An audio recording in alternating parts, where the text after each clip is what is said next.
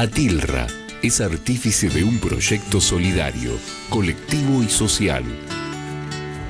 Es una realidad que crece, se desarrolla, vive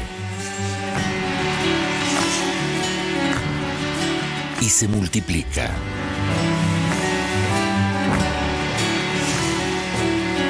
Pero sobre todo, permanece en el tiempo. Atilra, más de 70 años, sembrando de sueños el camino.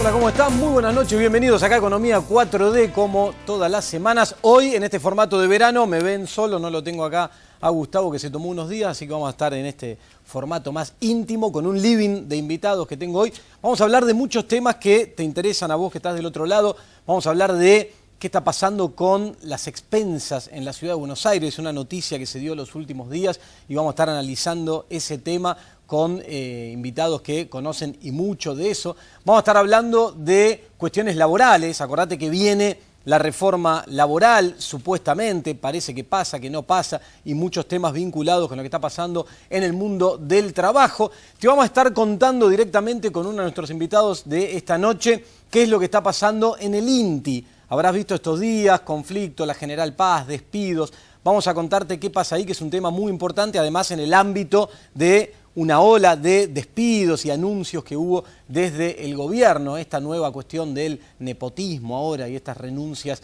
de parientes de funcionarios. ¿Afectan o no afectan? ¿Tienen sentido o no económico en términos de números? ¿O es simplemente un anuncio para estar hablando de eso y no de otras cosas? Vamos a estar hablando con nuestros invitados esta noche acá también de economía. En un ratito te voy a presentar y te voy a contar quiénes son. Primero, vamos a hablar sobre algunas cosas que se conocieron estos últimos días, vinculado más que nada con cuestiones económicas.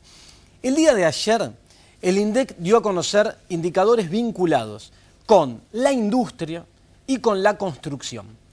Y es importante aclarar y desmenuzar, tomarnos un par de minutos para ver algunos números, para ver qué es realmente lo que está ocurriendo ahí adentro, porque algunos medios de comunicación toman los datos y instalan la idea de que, bueno, la economía pareciera que está en una situación de auge, de crecimiento. De hecho, esta mañana, un medio muy importante, el Gran Diario Argentino, titulaba, con un título muy estrambótico, ahora no me acuerdo de memoria, diciendo crecimiento muy fuerte en la industria, muy fuerte en la construcción. Ese fue el título del diario de esta mañana. Ahora veamos un poco qué es lo que pasó con los indicadores que dio a conocer el INDEC, oficiales, en el día de ayer.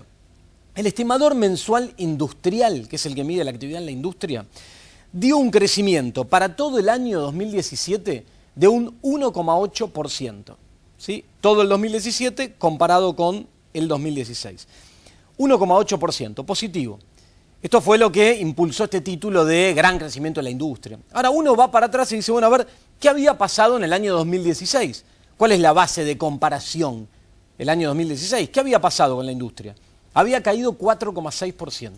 Es decir, este rebote de un 1,8% no llega a compensar ni siquiera la mitad de la caída que la industria tuvo el año pasado. Y esto es importante marcarlo, porque acá en el programa muchas veces vienen representantes de sectores industriales, pequeñas y medianas empresas, otros más grandes, nos cuentan la situación que están atravesando, cómo le impacta negativamente la caída de la demanda interna, la inflación que no cede, el aumento de los costos, las tarifas que siguen subiendo, ahora vamos a hablar también de eso, la apertura de las importaciones que vienen a competir con precios desde orígenes con los cuales es imposible competir, como China y otros países asiáticos.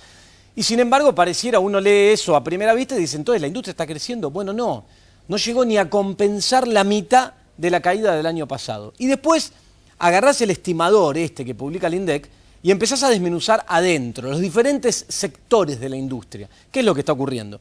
Y encontramos que, por ejemplo, la industria alimenticia en el año 2017 cayó un 1,4%.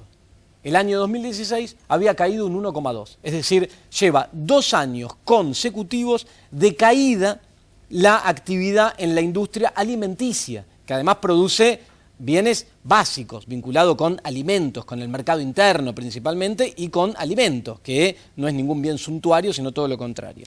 La industria textil, en el año 2017, datos del INDEC publicados ayer, cayó un 6,7%.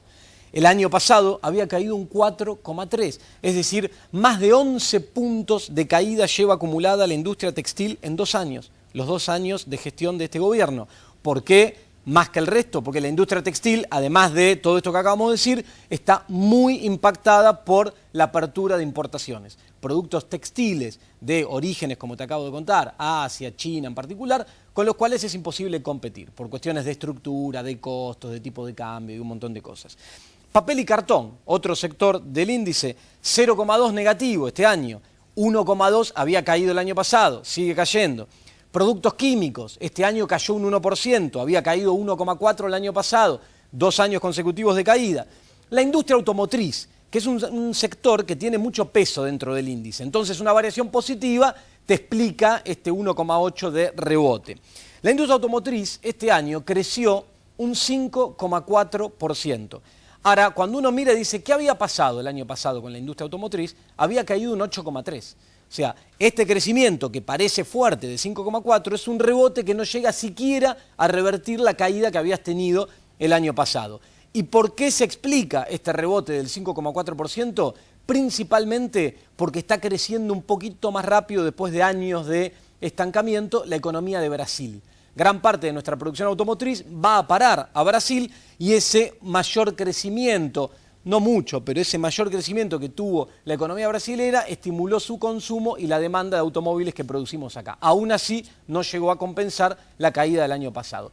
Esa es la situación real de lo que está pasando hoy con la industria en la Argentina, que preocupa y preocupa mucho, ¿sí? Porque, lo decimos acá siempre, la Argentina sin industria, sin desarrollar su industria, no va a lograr crecer y desarrollarse a lo largo del tiempo generando empleo y empleo de calidad como la economía necesita. Te contaba también que en el día de ayer salió otro indicador vinculado con la construcción, ¿sí? Un indicador que elabora el INDEC y que directamente mira la actividad del sector de la construcción.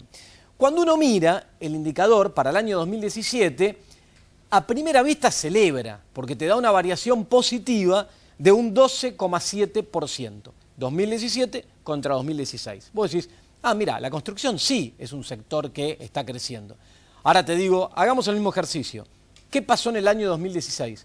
¿Sabés cuánto había caído la construcción? Exactamente lo mismo, 12,7%, el mismo número. Es decir, con el rebote que tuvo el año pasado, año eleccionario, impulsado por la obra pública, lo único que hizo fue revertir la caída del año anterior. En 2 años de gestión de este gobierno, la construcción, medida por el indicador que sigue la actividad de ese sector por el INDEC, está estancada. Ahora, la pregunta es, este año, que no es eleccionario, con los problemas fiscales que hay en la economía, ¿se va a sostener el ritmo de obra pública para que la construcción siga y empiece a recuperar terreno, o vamos otra vez a un parate en el sector de la construcción? Cuando mirás los indicadores mensuales, los últimos meses vienen desacelerando. Todo indicaría que va a ser complicado sostener un crecimiento de la construcción en la economía. El ítem que más creció, y eso es lo que te explica por qué es la obra pública la que impulsa, fue el asfalto. El asfalto creció en el año un casi 75%, 74,6%. Bueno, esto para aclarar estas cuestiones vinculadas con la actividad económica y con la lectura que algunos medios hacen de las cosas. Rápidamente, y hoy vamos a estar hablando de esto con nuestros invitados, viene un tarifazo, ¿sí? Ahora empieza a aplicar desde hoy, 1 de febrero, empieza a aplicar un tarifazo que va a implicar aumentos en boleto de colectivo de un 53,8%, subtes casi un 67%, los trenes, dependiendo qué línea, si estás ahí y viajás en Mitre, Sarmiento o San Martín, va a aumentar un 68,8%, si viajás en las líneas Roca, Belgrano o Urquiza, más todavía, un 112,5%. apareció esta cuestión donde algunos ponen mucho el foco sobre el transporte multimodal, que tiene que ver con esto de que si en un periodo corto de tiempo te tomás más de un medio de transporte, aplica un descuento sobre el segundo, sobre el tercero, que te permite ir reduciendo ese aumento total.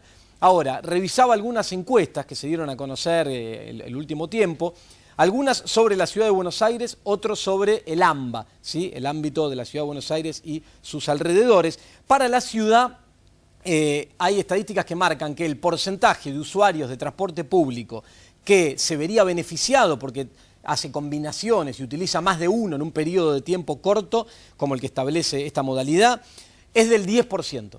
Apenas el 10% de los que utilizan. Y en el ámbito del AMBA, un poquito más amplio, el 15%.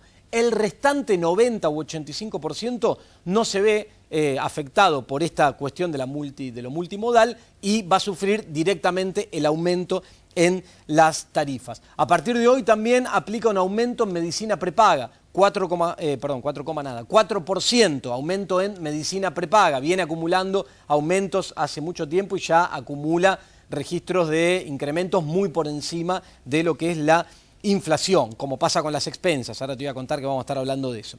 Todo esto indica que la inflación proyectada para febrero, el mes que acaba de empezar, cuando cargas todos estos aumentos de estos productos regulados que le llaman, que tienen que ver con estas decisiones del gobierno, la inflación que ya proyectan las consultoras cercanas al gobierno es de un 2,5% mensual. ¿Sí? O sea, estamos con registros todavía, cuando los anualizás, muy por arriba de la meta del 15%, meta que se pretende utilizar como techo para las negociaciones paritarias que arrancan estos días. Rapidito, entonces, la conclusión de los últimos 2 años de esta gestión económica, ya que estamos empezando el tercero, es una inflación acumulada del 67%, 42% el primer año, 24,8% el segundo, registros oficiales, y un crecimiento acumulado en 2 años de 0,7%. El primer año cayó 2,2% y el segundo, según las estadísticas, subió 2,9%. 0,7% en 2 años. El ritmo de crecimiento poblacional en Argentina es un 1% anual, o sea, no llega ni a compensar el ritmo al cual crece la población esta tasa de crecimiento. La inflación muy alta y no cede. Pequeño comentario nada más, un instituto de finanzas internacionales publicó algo que acá en este programa hace mucho tiempo que te advertimos. Hicieron un ranking de vulnerabilidad. Las economías del mundo, todas las economías del mundo, ¿cuál es la más vulnerable si ocurre algo en el mundo? Si Estados Unidos sube la tasa, si se mueven los capitales, ¿cuál es la más vulnerable del mundo? La primera en el ranking, se publicó esto en el día de hoy, un instituto norteamericano, la Argentina. La economía más vulnerable del mundo por endeudamiento, por su dependencia de los flujos de capitales, por la especulación financiera, es la Argentina. Número 2 está Turquía y después sigue la lista. Eso te lo venimos contando y advirtiendo acá. A veces parece medio lejano, pero cuando las cosas llegan se sienten y te afectan en lo cotidiano, en el bolsillo, en el día a día. Bueno, si te parece, presento a los invitados de esta noche y hacemos un pequeño auspicio y ya arrancamos con ellos. Tengo acá a mi derecha a Matías Cremonte, que es abogado laboralista. Gracias por estar acá esta noche. Vamos a estar hablando de temas laborales. Tengo acá también a Samuel Knopov, que es presidente de la Federación de Asociaciones de Consorcios. ¿Sí? Atenti, vamos a estar hablando de lo que ocurre con las expensas y la noticia que se dio a conocer en los últimos días, que quieren aplicar alguna medida para intentar bajarlas. ¿Es real esto o no? Nos va a explicar Samuel, que conoce esto mucho. Y a mi izquierda tengo a Giselle Santana, gracias por estar acá esta noche, delegada de ATE en el INTI, ¿sí? Organismo que está con un conflicto y ahora nos va a estar contando qué está pasando ahí. Y Alejandro Roba, un amigo de la casa, ya estuvo varias veces Alejandro Roba acá en el programa, economista. Vamos a estar hablando de economía. Si todo esto que yo acabo de decir es así o si vos me refutás todo, y vamos a ver. Lo charlamos ratito. Dale. Hacemos un pequeño auspicio y ya arrancamos con los invitados. Dale.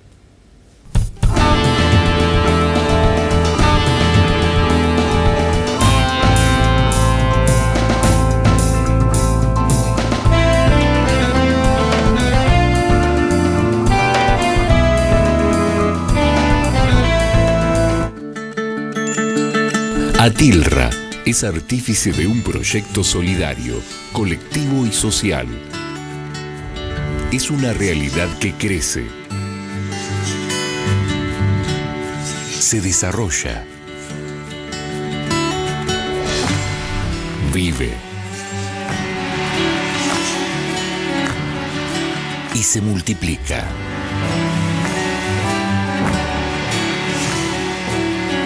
Pero sobre todo, permanece en el tiempo. Atilra, más de 70 años, sembrando de sueños el camino.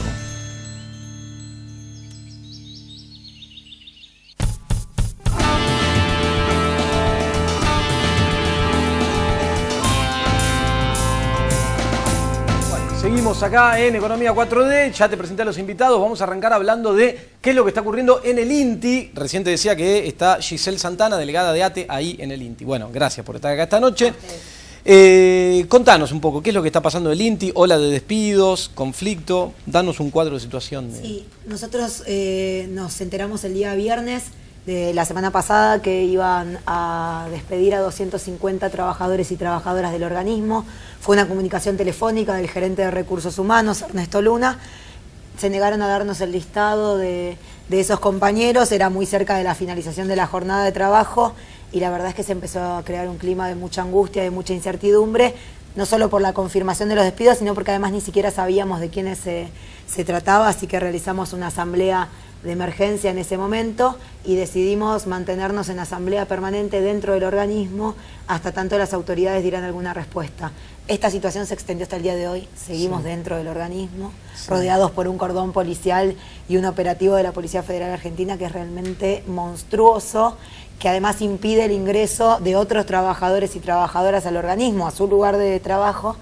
Y bueno, estamos haciendo varias actividades y asambleas conjuntas que tenemos que realizar a un lado y a otro de un alambrado, con alambres de púa, la verdad es que es una situación muy violenta, pero bueno, estamos muy decididos los trabajadores y las trabajadoras del INTI a dar esta pelea, porque esos despidos son absolutamente injustos y porque detrás de esto hay una política de vaciamiento del organismo, que es lo que venimos denunciando hace mucho tiempo, y que no solamente nos afecta a nosotros como trabajadores, sino fundamentalmente a la población y a la industria, de la que hablabas al comienzo, que se ve directamente afectada si el INTI no cumple el rol que... Ahora, ¿cuál es el argumento de parte del gobierno? Porque digo, uno ve, y yo por eso hacía la aclaración con los números, lo que está pasando con la industria, yo percibo como economista, lo voy a hablar con Roba, una política muy antiindustrial, pero el gobierno no tiene ese discurso, al contrario, dice defenderla. ¿Cuál es el argumento para echar 200 trabajadores de un día para el otro de un organismo que está vinculado directamente con la industria y tiene una importancia clave? Argumento oficial no tenemos porque nosotros no tenemos diálogo con las autoridades, conocemos lo que dicen a los medios, que se trata de trabajadores y trabajadoras que tenían muchas inasistencias. Nosotros negamos eso rotundamente. De hecho, primero los telegramas salen sin causa.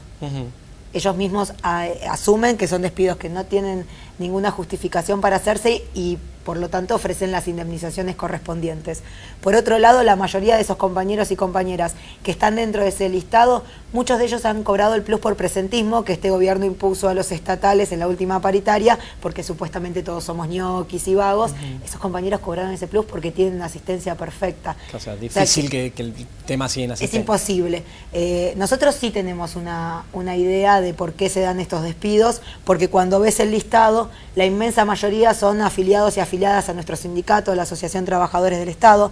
Incluso delegados y delegadas de sector están vulnerando la tutela gremial que nos ampara para organizarnos, compañeros y compañeras que en general participaban activamente de asambleas, de movilizaciones.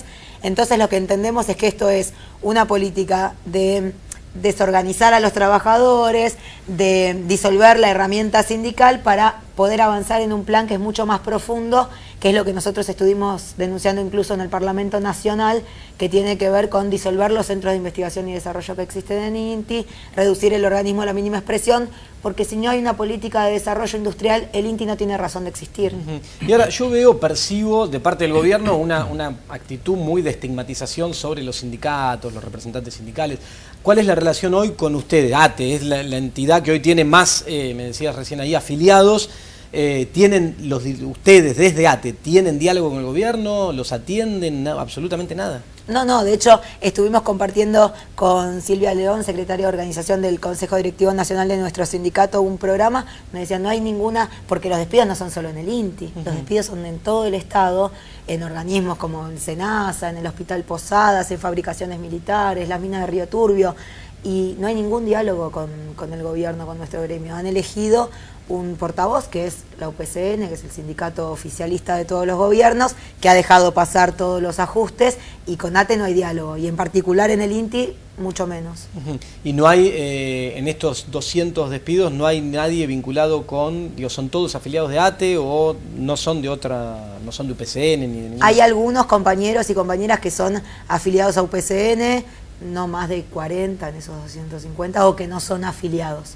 El resto son todos compañeros. El total son 250. 250 despidos Está en bien. todo el país, ¿no? Porque el INTI es un organismo federal y está en todo el territorio. ¿Y cómo crees que sigue? O sea, la actitud de ustedes, ¿cuál es? ¿Van a seguir como están ahora, en pie de lucha, a seguir ahí adentro? Nosotros estamos absolutamente decididos a mantener la permanencia en el organismo y este plan de lucha hasta tanto los 250 compañeros y compañeras vuelvan, porque ninguno de ellos tiene ninguna razón para ser despedido, y además porque queremos defender el organismo tal cual existe. Nosotros mañana estamos convocando una conferencia de prensa a las 10 de la mañana a las puertas del organismo en San Martín, donde está su sede central, donde va a haber también otros compañeros de estos organismos que también están en lucha contra los despidos, justamente porque lo que queremos es tratar de coordinar esas peleas y que todos juntos podamos dar marcha atrás a este ajuste en el Estado que afecta a los trabajadores, pero que fundamentalmente afecta a los derechos de la población. Si atacan la educación pública, la salud pública, a los organismos de ciencia y tecnología, todos perdemos derechos. Ahora vamos a ir hablando entre todos, pero aprovecho y me voy del otro lado, ya que abogado laboralista, especialista, digo, ¿cómo ves estas cosas? La actitud del Ministerio de Trabajo,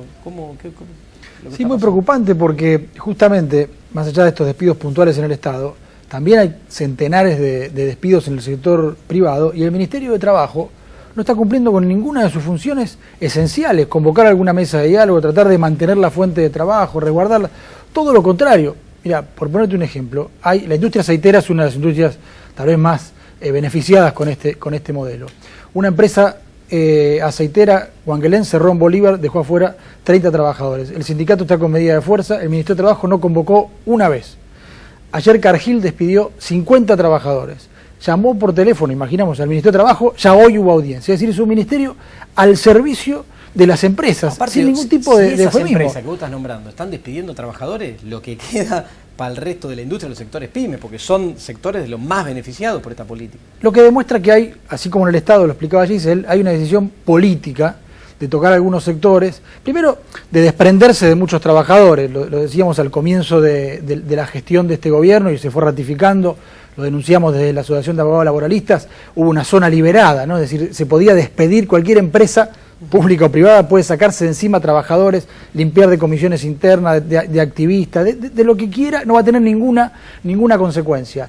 Bueno, eso se continuó, se ratifica, y las empresas están de algún modo aprovechando esa situación que tienen de un Ministerio de Trabajo que mira para otro lado o que directamente los alienta a esa situación, ¿no? Porque no tienen ningún tipo... La cantidad de denuncias que hay en el Ministerio de Trabajo por despidos frente a una inacción absoluta es enorme, pero aparte es inversamente proporcional al intervencionismo que tiene el Ministerio de Trabajo, en donde no tienen que intervenir, es decir, en la actividad, en la libertad sindical, interviniendo sindicatos, no cumpliendo con funciones centrales, es decir, emitir un certificado de autoridades. Hay centenares de sindicatos que es como que no te dieran el DNI, es decir, no se puede hacer ningún trámite, no pueden funcionar prácticamente, no pueden ejercer actividad sindical porque el Ministerio nos dice, bueno, estas son las autoridades que fueron electas.